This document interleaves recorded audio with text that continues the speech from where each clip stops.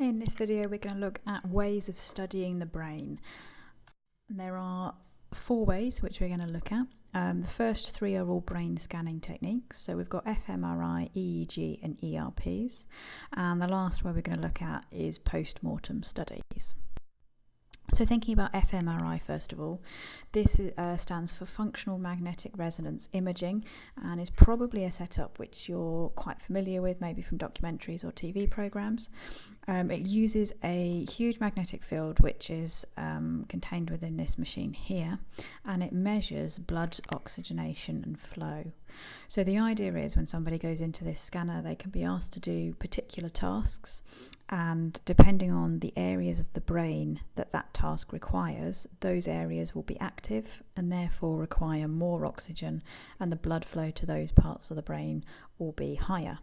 So what this machine can do is to measure where those areas are being activated, and then we can see which parts of the brain are associated with different tasks. So in these 3 images here, you can see that different areas have been activated for speech, for tapping your finger, or for listening. So it's using this we can see which parts of the brain are active in those different tasks. EEG stands for electroencephalogram, and it's a setup that is like this. So electrodes are placed on the skull, often using sort of a skull cap which goes over your head and attaches the electrodes in the correct places.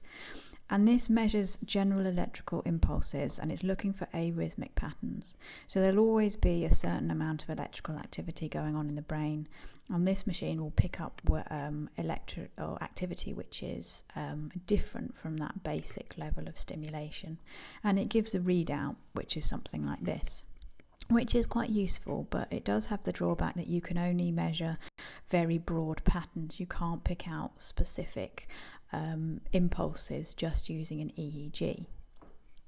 Now, to fix this problem, they use ERPs, or event-related potentials.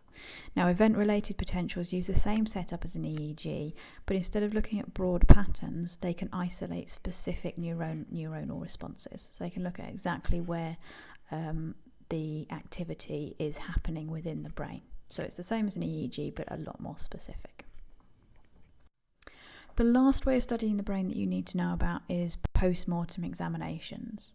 Now, these are very useful if they can be used with maybe patients who have brain damage, maybe patients who had trouble with particular functions, maybe trouble with particular language skills.